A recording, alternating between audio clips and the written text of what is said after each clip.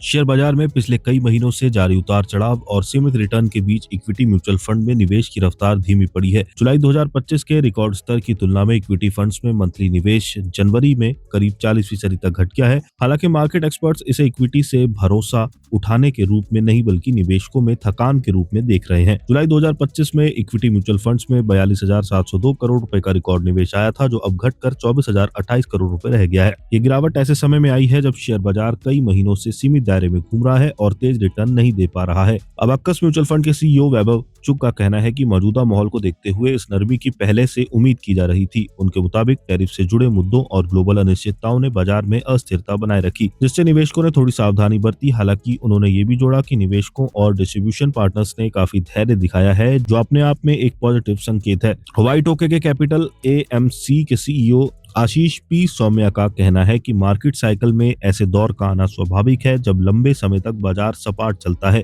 और खास रिटर्न नहीं देता तो निवेशकों का बेचैन होना सामान्य है, जिसका असर फंड फ्लो पर दिखता है। आनंद राठी वेल्थ की श्वेता रजानी के अनुसार कई निवेशक बजट और दूसरी नीतिगत घोषणाओं का इंतजार कर रहे थे। जब अब इनमें से अधिकतर अनिश्चितताएं दूर हो चुकी हैं तो आगे स्थिरता की उम्मीद की जा रही है। उन्होंने ये भी बताया कि इक्विटी न्यू फंड ऑफर की संख्या में हाल के महीनों में तेज गिरावट आई है, जिससे निवेश के कुल आंकड़ों पर असर पड़ा। इक्विटी फ्लो में नरमी के साथ साथ सोने में निवेश तेजी से बढ़ा है। जनवरी में गोल्ड ईटीएफ में 24,040 करोड़ रुपए का निवेश आया है, जो जुलाई के 1,256 करोड़ रुपए से कई गुना अधिक है। इस तरह जनवरी 2026 में गोल्ड फ्लो लगभग इक्विटी के बराबर पहुंच गया। स्क्रिप्ट बॉक्स के मैनेजिंग पार्टनर सचिन जैन का कहना है कि इसे फंडामेंटल बदलाव के रूप में नहीं देखा जाना चाहिए। उनके मुताबिक कुल पोर्टफोलियो का 5 से 10% सोना या कीमती धातुओं में रखना विविधीकरण और महंगाई से बचाव के लिहाज से उचित रणनीति है। उन्होंने आगाह किया कि गोल्ड और सिल्वर में ऐतिहासिक रूप से ऊंचे स्तरों पर निवेश के बाद अक्सर लंबी अवधि तक सीमित रिटर्न देखने को मिलता है।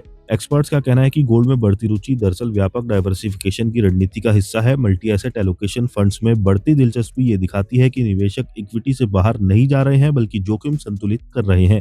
लमसम निवेश में गिरावट के बावजूद सिस्टमैटिक इन्वेस्टमेंट प्लान यानी एसआईपी के जरिए निवेश स्थिर बना हुआ है। जुलाई अगस्त में जहां मंथली एसआईपी निवेश करीब 28,000 करोड़ रुपए था, वहीं दिसंबर और जनवरी में ये 31,000 करोड़ रुपए से ऊपर पहुंच गया है। ये रिटेल निवेशकों की लंबी अवधि की प्रतिबद्धता को दिखाता है। सचिन जैन के मुताबिक 81 लाख करोड़ रुपए के म्यूचुअल फंड इंडस्ट्री के लिए 31,000 करोड़ रुपए का मंथली एसआईपी फ्लो एक मजबूत इंजन है। लॉन्ग टर्म निवेश के लिहाज से इक्विटी का अभी भी कोई सानी नहीं है। ऐसे में आगे भी इक्विटी आवंटन को सहारा दे सकता है। श्वेता रजानी का कहना है कि लंबी अवधि में 2 अंकों का रिटर्न पाने के लिए इक्विटी पर फोकस करने वाले पोर्टफोलियो जरूरी है। गोल्ड और सिल्वर का इस्तेमाल मुख्य रूप से डाइवर्सिफिकेशन के लिए हो रहा है, न कि इक्विटी के विकल्प के रूप में।